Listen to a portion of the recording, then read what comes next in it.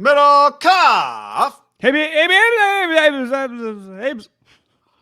It is the Friday after Thanksgiving, as far as you're concerned. This podcast, full disclosure, recorded before Thanksgiving. I'm recording on Friday. Oh, is it Friday? Oh, that's right. I'm full, guy. I'm full.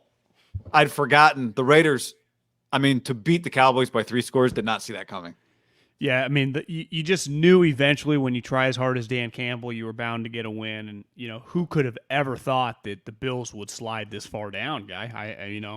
I thought they were a shoo-in to be at minimum in the AFC Championship game. Now they're fighting for their playoff lives. I think they might. Are we sure that Brian Dable's getting a job? He might get a job after he gets fired. I saw Josh Allen talk with Carissa, and he talked about his playlist.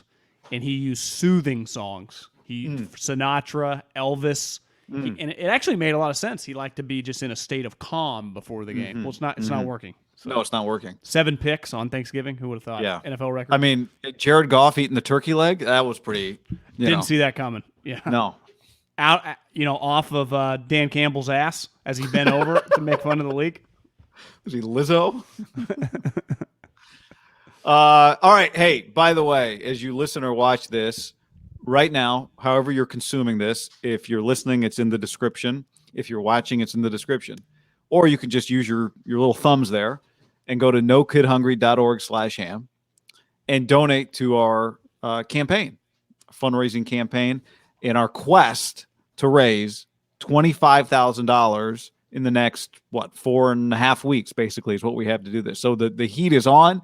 There is urgency here, John, and we need your help. Yes, we do. NoKidHungry.org/ham. We're in for 10K. We raised another 7K with our partners. We'll get an update next week where we're at. Obviously, this is a busy week, Thanksgiving, but we're going to hammer this home leading into the holidays. Hanukkah. Kwanzaa, December? Hanukkah starts on Sunday. Sneaky early Hanukkah start. Whoa, didn't see that one coming. And then Christmas, not for another month, but means my mom's gonna go shopping for those socks early. So you're telling me that Hanukkah has in its back pocket the ability to start in November? I thought it was like grandfathered in the month of December. No, we flexed. We flexed to this Sunday. It's a rotator? Well, there's a different calendar it's working off of. Yeah, that's true. You guys different calendar over in Israel? Different calendar. I think we're almost to the 6,000s. Oh yeah, you started fast, right? Started early, yeah. Yeah. So we're playing catch up over here, guys. So yeah, happy Hanukkah. NoKidHungry.org/ham. Go donate. Yeah. 1 in 6 kids at risk of going hungry in America, and in the state of California, that's where all these funds will go. In the state of California, No Kid Hungry has granted over $12.5 million basically since March 2020, so last year and a half or so, which is a huge amount of money. But they got to keep it going because a lot of people need it. They've got all kinds of great tools for families and communities and kids and teens that need to find food finders on the website to tell them where the nearest meals are, but they need money to get these meals. $1 is about 10 meals. It means $50 is about 500 meals. So do that math, what $25,000 could be. So we're getting close to give back. So we're up over 17,000, as John said, but let's keep this thing rolling. We appreciate it in the Thanksgiving spirit, the holiday spirit. We would love your help. Yes, we will. All right. We're sponsored by Tito's Handmade Vodka. Speaking of, there you go. That bottle looked like it only had enough vodka for one night, but it lasted 8 nights, John. 8 nights. 8 crazy for that holiday nights, bottle of Tito's. Our friends at Tito's sponsor the YouTube page, the podcast, and obviously just hold a special place in our heart. I'm sure we had many Tito's on Thursday and probably again on Friday and then potentially over the weekend. So send us your pictures, Twitter, Instagram. You guys know the drill. Tito's #1 vodka in America. End of the show today. Again, we will do Shave It or Save It. So by the way, send us photos of your receding, balding hairlines. And we will give you our expert opinion. You're not obligated to do what we tell you to do. We're just here. Consider us your friends, here to help you and put your picture on the internet. Yeah. So, and ridicule you with love, but not really ridicule you, just here to help. So also we'll get to that coming up. We did the first one back on Tuesday and it was a hit. So we'll keep it rolling on today's show. All right. What do you think I should do? I say grow it. There's an episode of I've Seinfeld done where that. It's Elaine is ugly. dating a bald guy, and then he decides, you know what? I'm going to grow my hair out. He's bald by choice, not by nature, but he's been shaving his head so long that when he tries to grow it back, it doesn't grow back. Costanza gives him a famous speech like, "You've got 6 months max." You know? Did Netflix just gain the rights to Seinfeld? Because I watched an episode last night. I think it was, yeah, and it actually looks a lot better than like watching on TBS or something. Yeah, definitely looked a little crisper on my TV for sure. All right, John. So it's time now. We have hit 10 locks in a row. The ham lock of the week started at $300 total, $150 each. We're up near $5,000. I'm not going to lie. I don't want to get ahead of ourselves. I don't know if you've had this thought. I have had the thought, how much money will be in there by the time we get to the Super Bowl, and what are we going to do? But I want to keep it rolling. There's a long way to go. But, do we get to a point where we do something irresponsible? Take a ham vacation? Yeah. So what are we going to do this week? Ham lock of the week, trying to make it 11 in a row. We're actually, we talked about this. We're going to start in college. What if we bought like a van, like they did in Dumb and Dumber, the doggy van, and they just throw that around? We just did something like that. We just got like a used van. We painted it, Haberman Middlekauff podcast, and we just paid someone to drive it around. What I would love, gas costs are high though. That would be you can park it somewhere. Cut out one side, make it glass, and just have it rolling down the highway while we do the show. Not in crazy. the van. Not crazy. Yeah. Would there be rules about we got to have seatbelts on when we're doing it? I don't think any. I think that in terms of rules getting enforced in 2021, that one might be 9 million and 90 millionth. True. They got some rules they need to enforce. They got some other things they're working on. You see, our Nordstrom's down the street from me went under attack. God. Calculated attack by these guys. One car didn't make it out. One car. They caught the one. I think 25 cars blocked it off. One guy didn't make it. All right. Well, that's the price of. A little scary. I mean, there's a lot of friends. I walk right there. Could be keep your head on a swivel right now. Yeah, no doubt.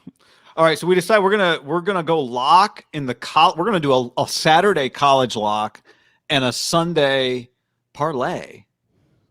Sundays are for the parlays, so we're going BYU -7 against USC on Saturday night. John, what's that gonna? What does that potentially do for us?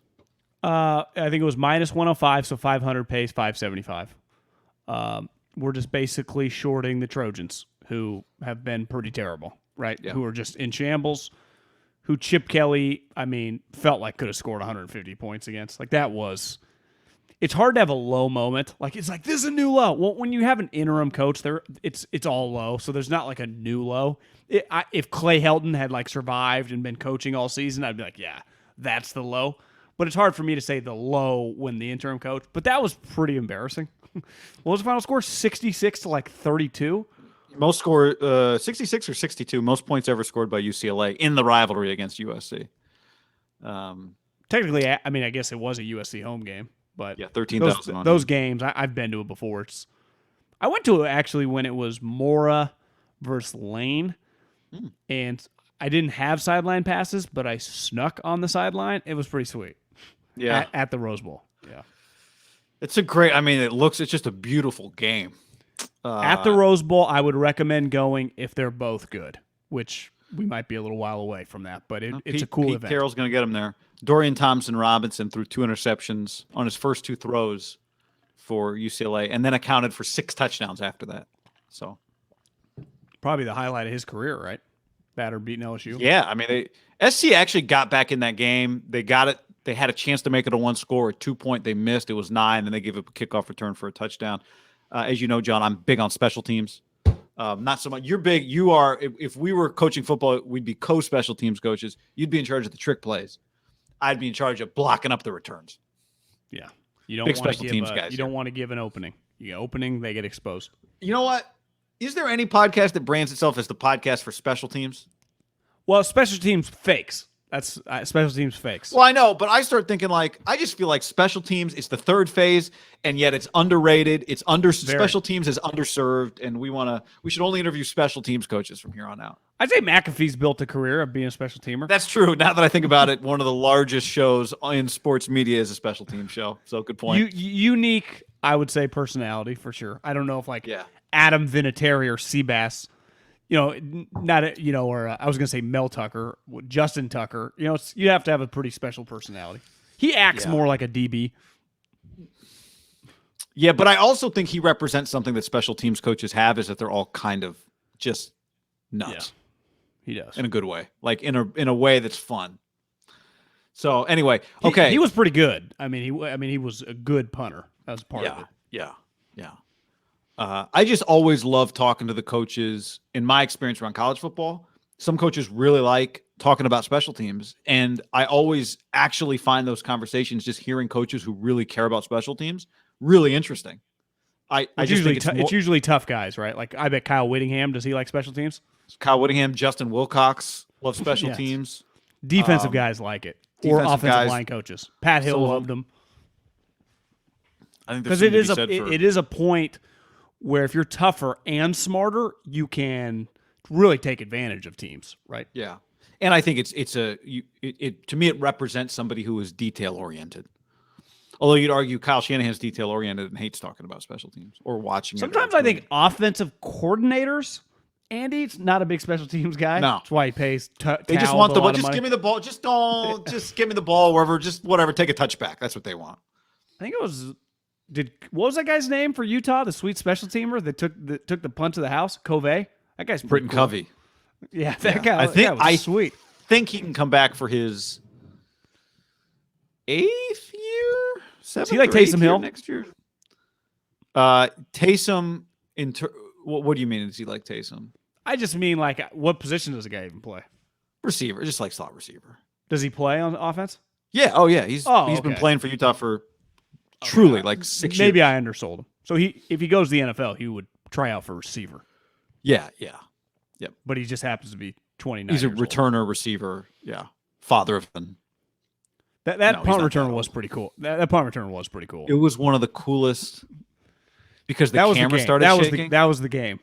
Right before the half, they do a thing with him because he's so old that he has a gray beard he puts on in the locker room, and they celebrate after the game. What's his first name? Britton Covey. Britt. I'm not sure how he spells it. Yeah, it's like Great Britain. Yeah. So he'll put on like this gray beard and jump on a locker and dance in the locker room after Utah's post-game locker room after they beat Oregon was pretty awesome. It was pretty awesome. His grandfather, Stephen Covey, authored the bestseller 7 Habits of Highly Effective People. Yeah. His brother Stephen played football at BYU. This guy's got to be a pretty high-level human being. He's extremely high. Yeah, he's a really impressive guy. Yeah. And he can run. And he can run. He's a good football player. He's tough as shit. I mean, he's taken a ton of hits in his career. All right. Saturday's parlay. What does this look like? Let's see if we can follow along. Well, BYU went Sunday parlay, NFL. Oh, I'm sorry. Thank you. And you have it up. Yep. So we went, I think the Colts, I don't know if you've checked this out, but I'm going to recommend the Hard Knocks mid-season. It's got a little different flavor to it because one thing you realize that can wear you out in Hard Knocks is like the guys that you've never heard of that are trying to make the team. Guy, do you know what happens mid-season? That doesn't exist. The team's the team, right? You just talk. Probably a lot less of like going to somebody's house while they. Well, you know whose house you go to? Like Carson Wentz's. Or you just go to the Star, or Jonathan. You follow Jonathan Taylor, Michael Pittman, or DeForest Buckner, or Darius Leonard, or the head coach. It's just much more football. And there were some clips at practice of them just doing some stuff. Frank kind of motivating. It's not great, but it's way better than the regular season, than the preseason one. Is it HBO Max? Same format. Would you say it's as good? Like the Colts have put out like little videos in season stuff like this before around the draft. I guess they've done it probably more so.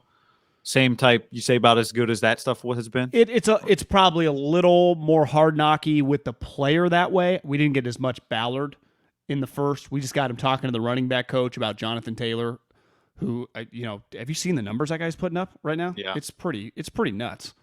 I would imagine this episode coming up based off their win in Buffalo. They also don't spend that much time in the games because I was like, are they just going to start through all the losses? So they just went right to like their 3-5. And then they had a huge game in San Francisco, and it just happened fast. It's good. it's way better than the last couple seasons of the fall. So I recommend that. And that, again, could be living in the Hard Knocks bubble, but I went Colts +3. Got to be one of the hottest teams in the league. I mean, they started 1-4, now they're 6-5. Against the Bucks, who look a little off. But I also think we have to be careful in the NFL. It's risky this year, you know. But I would say like in the Indy. Bills In Indy. Yeah, games in Indy. I mean, it's as simple as it's a good team getting 3 points at home.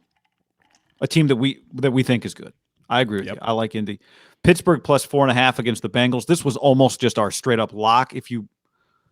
I think we both agreed the Vikings +3 is good value, but we weren't going to bet that game because we weren't going to bet that game. But I think if we're going to take if you're looking for just a game, probably out of this group, Steelers +4.5 would be that game against the Bengals, right? Well, it's good. It's good for business if the Niners lose, and I don't want to be actively rooting against them to win, or I want them to win. So bad for business if they lose. You're saying? Yeah, it's bad for business if they lose, and I don't want to be rooting for the Vikings to beat them and then be kind of mad if the Niners also won. So it's like I just want to root for them to win, and then I'll root for points.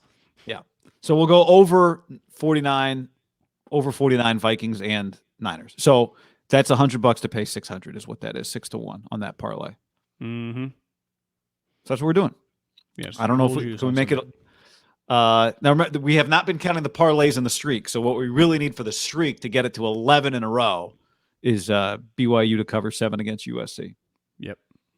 But I like this. I like this over 49. If BYU wins, guy, we basically win immediately $400, and we'll just see what happens. It's all gravy on Sunday. Yeah, literally.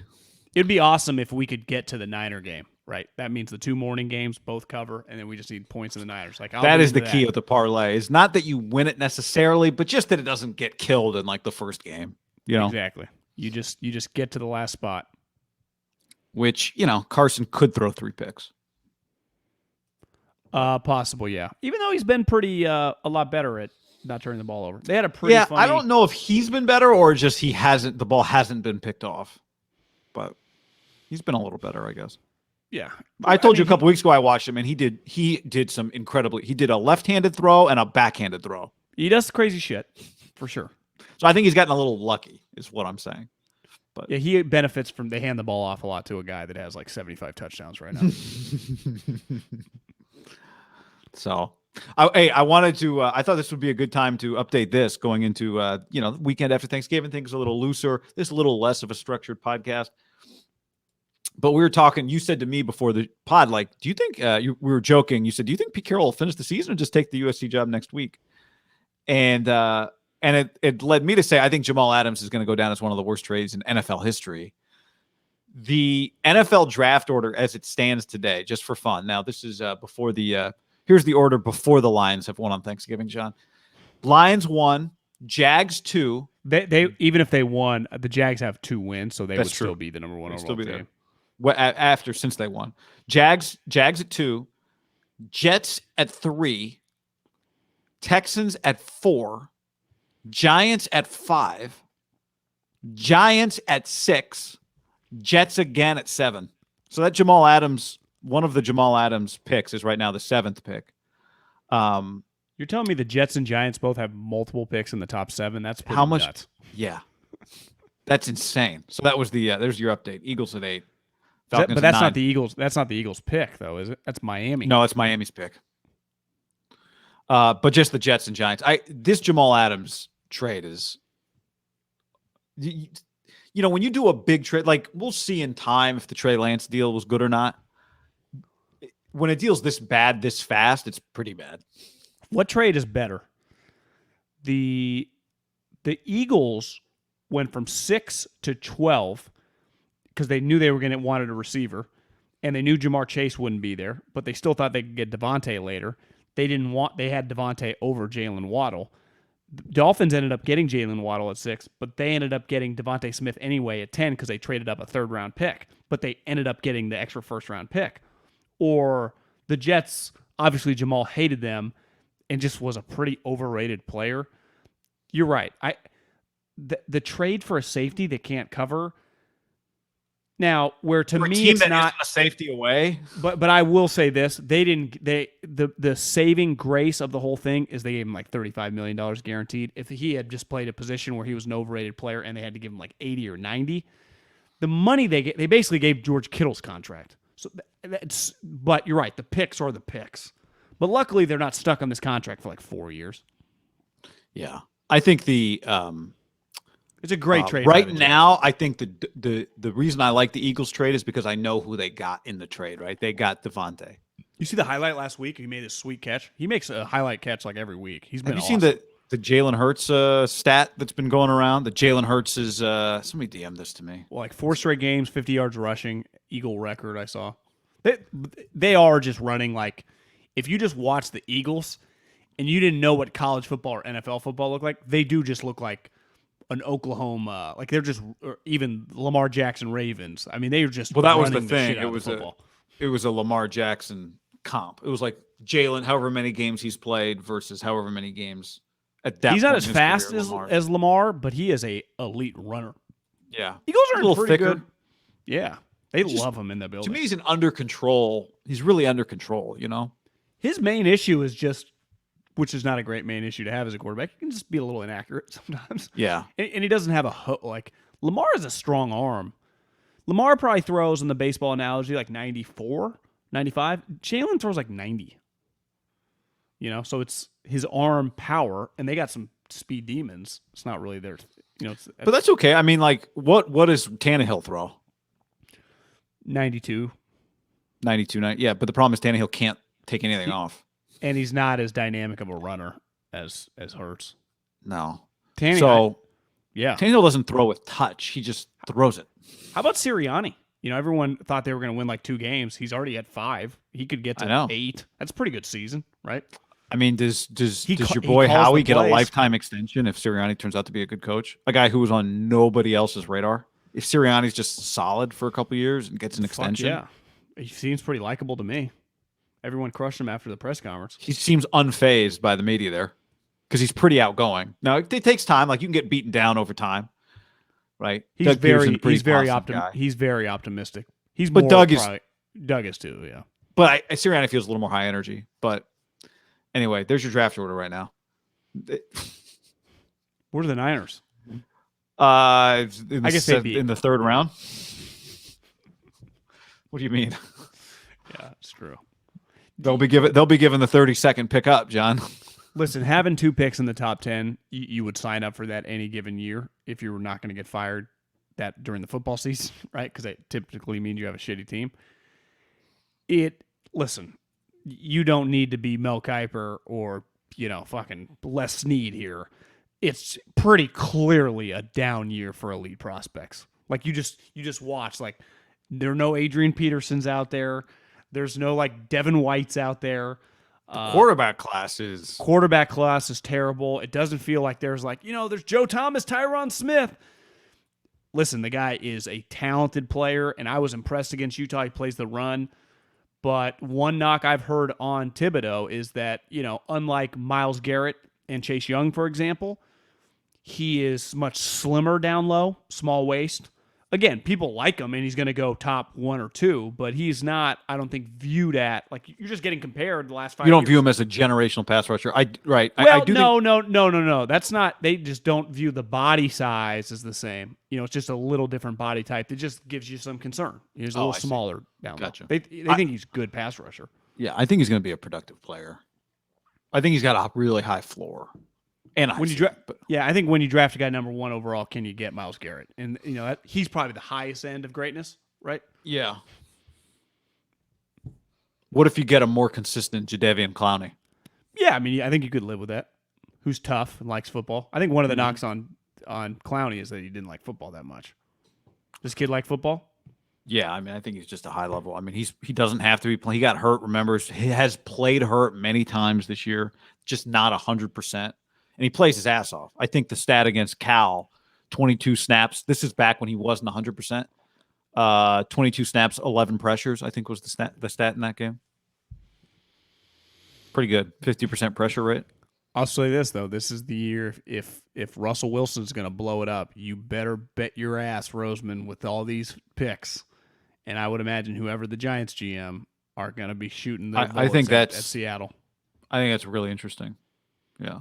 I would not be shocked to see Russell Wilson on the Eagles or the Giants. Now, I have a hard time seeing him sign up to play for Joe Judge. I could see much more Sirianni. The Eagles would have more ammo to give. And you could sell them like, hey, guys, you're an hour away from New York. Lurie will buy you a penthouse for $10 million. Yeah. No, Eagles Russell, are going to want him. I think the Eagles will Can you want trust him. the Giants if you're him? No, but the key is I can't, he's been really good at picking his offensive coordinators. Has a great quarterback cycled through offensive coordinators like Russell Wilson? Seattle hates its offensive coordinators all the time. It's crazy. I feel like Rodgers always begs for his guy not to get fired. Like, that's my quarterback coach. And then they fire him anyway. That's happened. I mean, seriously, like think about the great quarterbacks. Like we talked about this with head coaches, but obviously if you're having success as a coordinator, you get a head coaching job.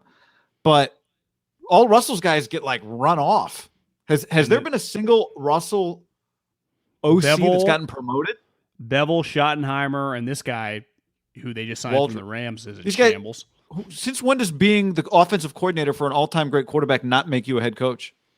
I mean, it's basically the fastest path to quadrupling your income, right? Just blamed for everything. If it's Russ, though, it's the opposite. I know, because always like, they're not letting him cook. Oh, Pete. Oh, the offensive coordinator's a village idiot. Well, it's like everyone. Brett Favre got 17 coaches' head jobs. Mahomes got 4, and he's been in the league for 3 years. The Niners guys were all getting jobs, right? Montana Young. Russell, you go there, you get Montana and Young were getting like quality control guys jobs. Yeah, he produced 17 GMs. You go to Russell, it's like your career ends. It's like, he's toxic, can't even hire him in college. It's like, I mean, seriously, has there ever been in the passing era? This one is a good quarterback, a kiss of death. Yeah, I'd be scared. Sirianni, I'd think twice about that one. Hey, Howie, can we call Rodgers? It's pretty nuts. He is. I don't think he's the shoe-in to feel the compensation's a compensation. Like if I'm John Schneider and I have no choice and I have to trade him, I'd be like, okay, Howie, I want all 3 of your 1s this year. I want a 1 the following year and a throw in a 2. That's like the minimum. It's like I'm trading you a 33, even though it's like, well, he's like you said, he's got some warts and some flaws. Now he had a year where he got hurt. But it's like the used car market, John. What are my options right now? What People would you are get buying back used cars for? If the Eagles acquired Russell Wilson, what would the minimum first rounders you would say Seattle would return? Minimum would be 2 if it included several other things, but I think it's at least 3. To me, you couldn't trade him for 2 1s, right? Plus, it's I mean, if you're the Seahawks, you're like, how will you give us 3 1s? At least. No, you couldn't trade him for 2 1s. I agree. Would 3 1s and 2 2s still feel like, is this enough? Who's playing quarterback? Do we get Jalen back to hold us over for a couple years? Eagles would do that. Yeah. They just, maybe it's a 3. Maybe they add somebody else's quarterback. Without hesitation, if he goes, Jimmy Garoppolo. give us all 3 of your 1s, that's the deal. Would the Eagles do that without even asking anyone? I don't think they would hesitate. Yeah, I don't think so either. Be risky, like you said. I'd say he's not the most. You're right. I mean, Matt Ryan got guys hired. Flacco. I mean, Eli. Russell's offensive coordinators not only lose their jobs, they are despised by the fan base, by the media. Like no one respects them. Well, the 12s hate they hate offensive coordinators. It's everybody's fault. It's always the offensive coordinator's fault. They hate them. It's crazy. Yeah. You get buried. Now you can say like Bevel, Schottenheimer, but this guy comes from the McVay tree where they all just have success, and this guy just sucks. Speaking of which, Rams Packers is on Sunday.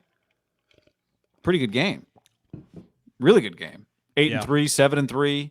LaFleur, McVay. Stafford's played there probably, what do you think? Minimum 8 times, right? That isn't really interesting. Like, if it's cold, he's used just to the Rams. What do they look like? They lost there last year in the playoffs, right?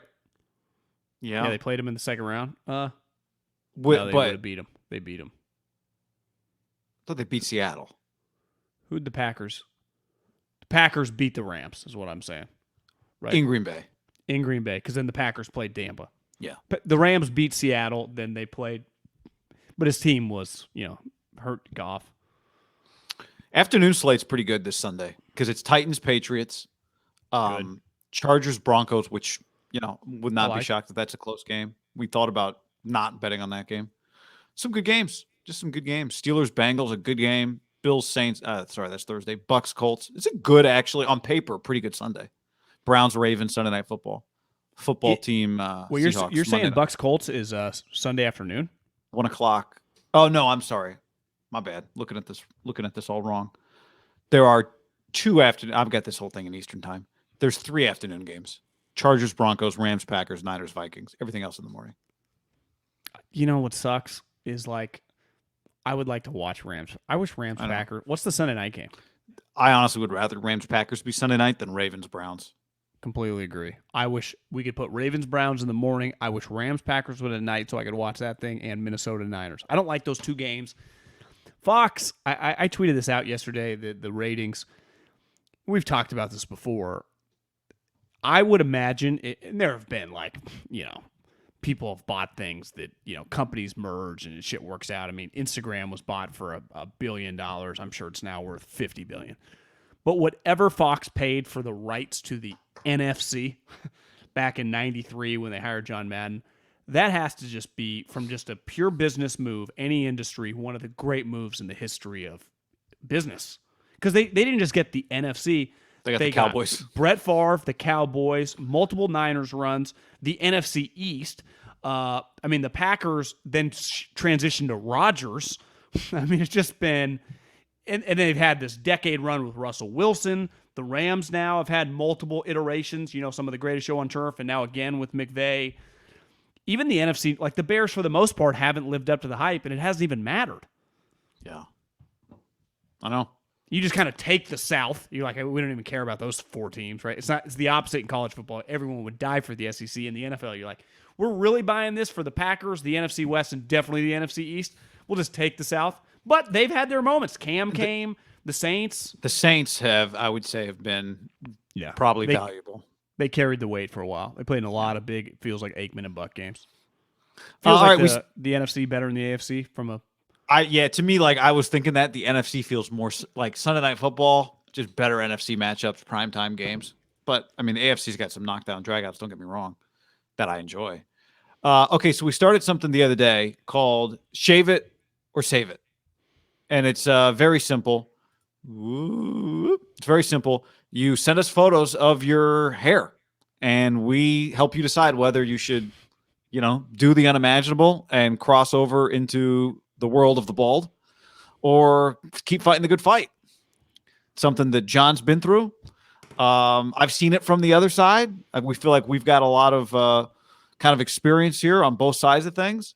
And, I feel like I can judge. John and I can both judge hair. John and I can both judge bald. The hard thing, I would imagine, is, you've got a good bald head.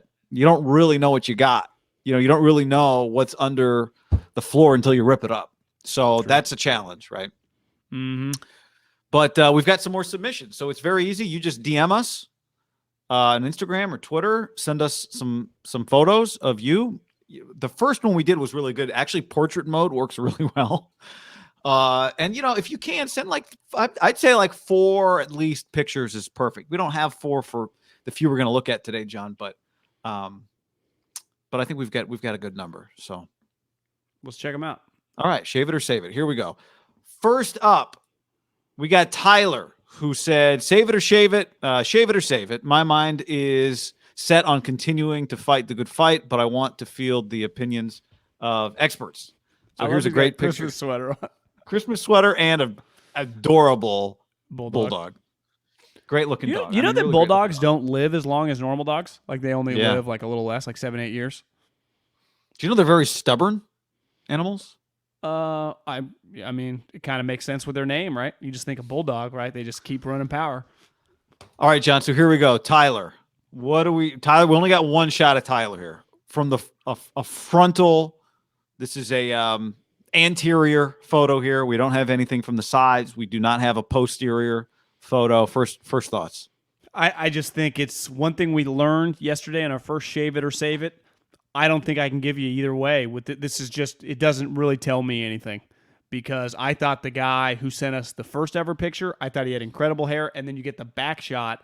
I have to see the emptiness or potentially no emptiness. If the only issue you have is a receding hairline, which you can see it goes back a little bit, I don't think it's that big a deal.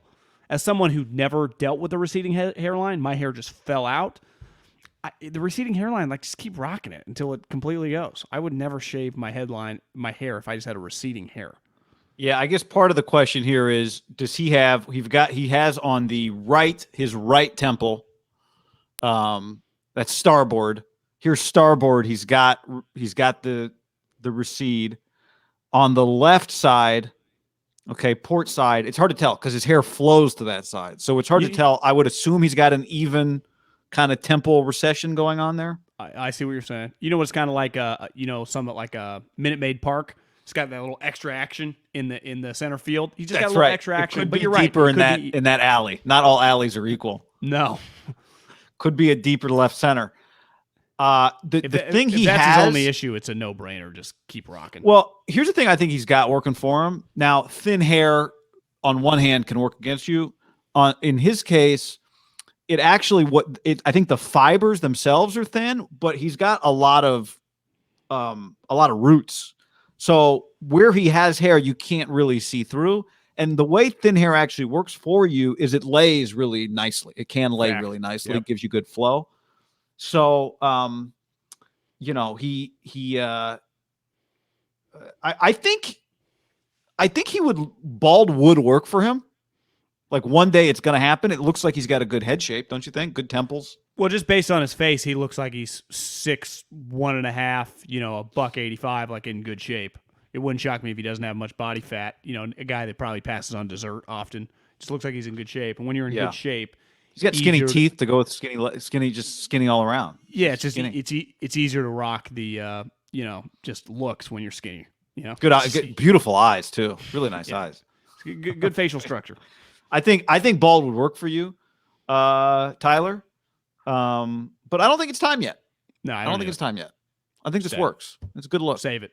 Yeah. Good color to his hair. So I think he's in good shape. All right, John. Next up, we have B. We got two shots of B. We've got the anterior, and we've got the whatever the top is called. It also looks like B works at a place where there's, I don't know if he's working at a bar maybe or something. We got a Suburban in the back. we got a lot of tanks. We're refilling some tanks. Could be mafia, Again, we're missing the posterior here. But where do you want to start? You want to start at the top or the front?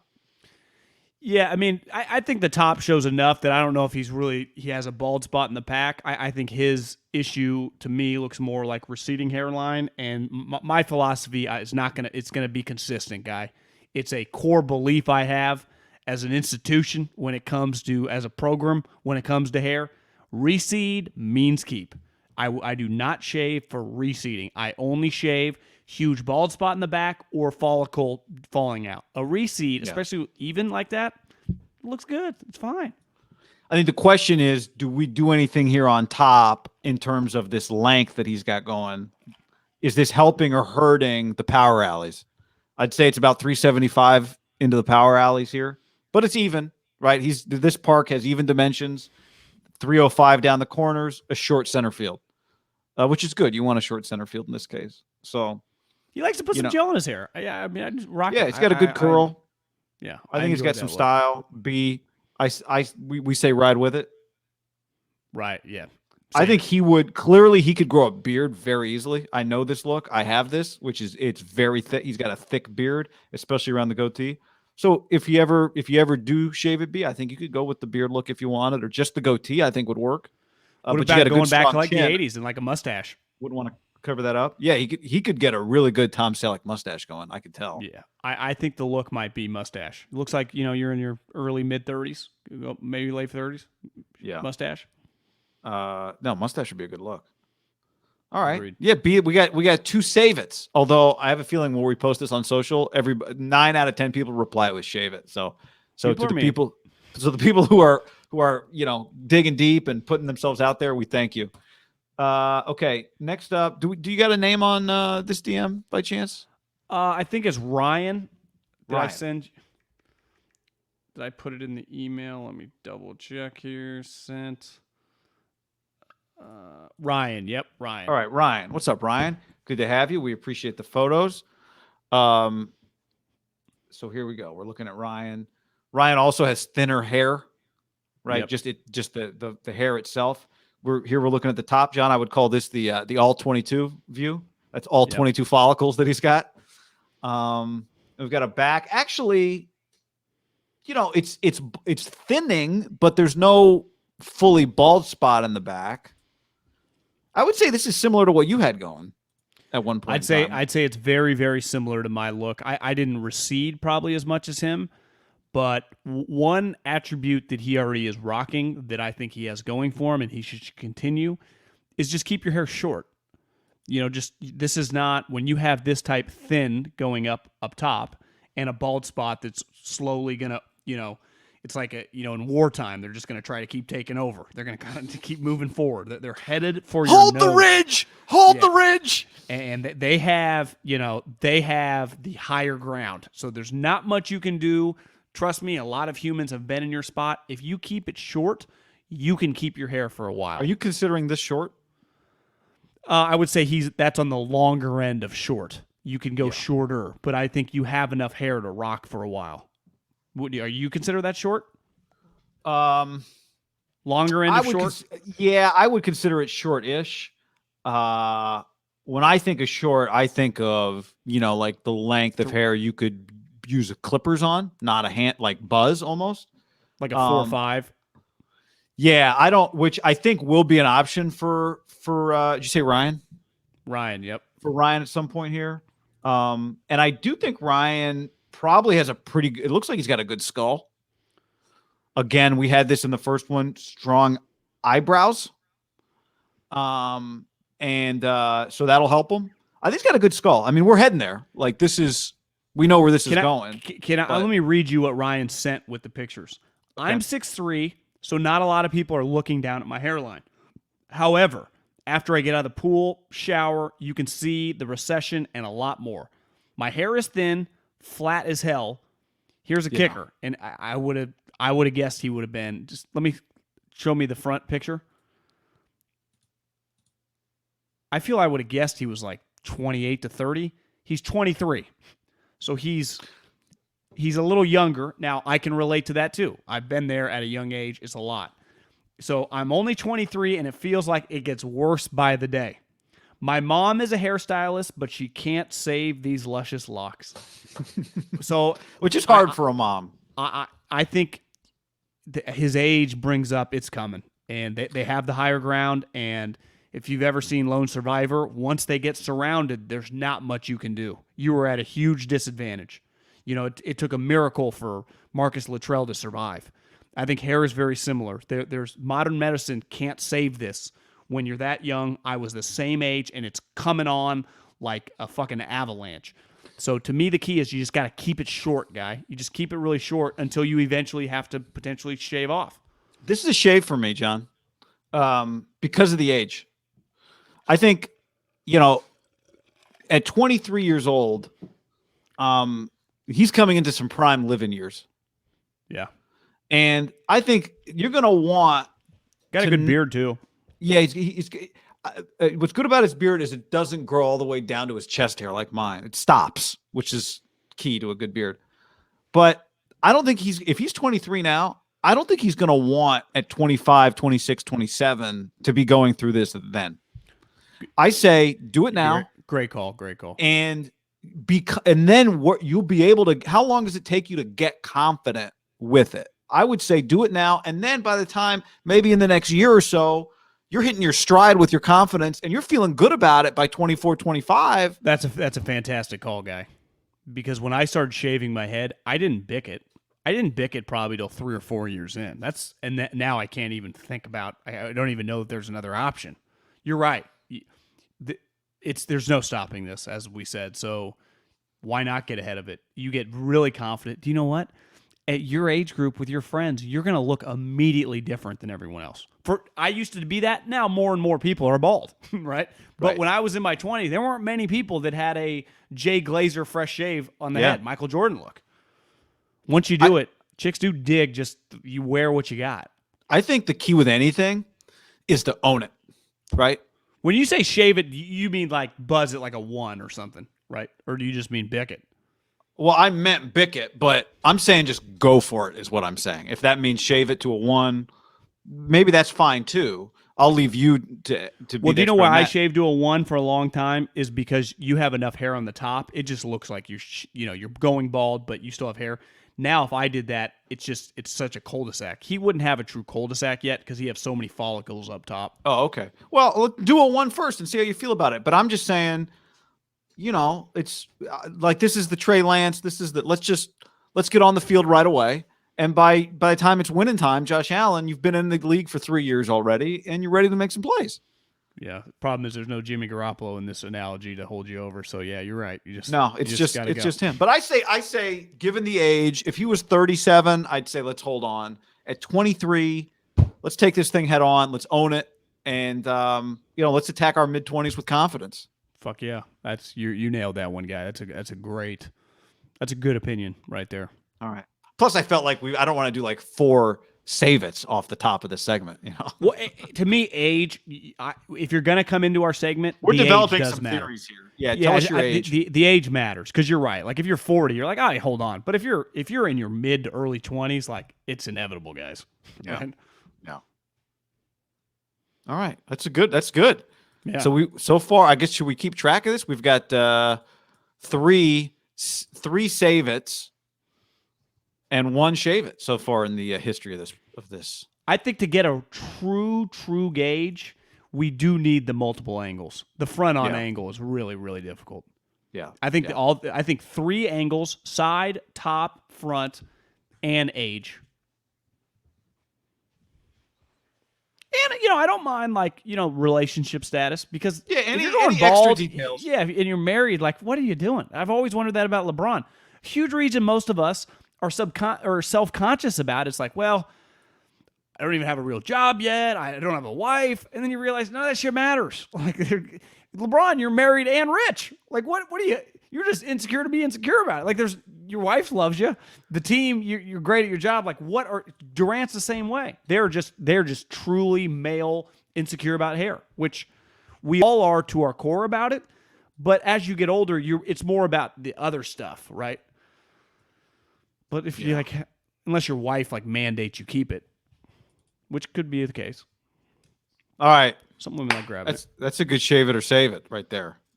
But again, if it's thin, you can't. What do you grab it onto? Yeah, and then all of a sudden it's coming out. You're grabbing batches. Yeah. So that's a good. Keep sending us submissions, and I'll try and this will develop hopefully. Hopefully as it goes. So we gave Tyler a save it. We gave B a save it. We gave Joe the other day a save it. We gave Ryan a shave it. Yeah. But and update us, Ryan. Let us know what you decide. Yeah, and show us an updated picture if you do shave it. All right. If you happen to be listening to this podcast, you can go watch the video of this whole conversation on YouTube. Yeah, Haberman Middlekauff YouTube channel. Go subscribe. Okay, we'll be back live on the channel on Sunday with another podcast, and we'll be back in your podcast feed on Sunday night as usual. Anything else? No, happy Thanksgiving, everybody. Have a good weekend. Thanks for hanging, y'all.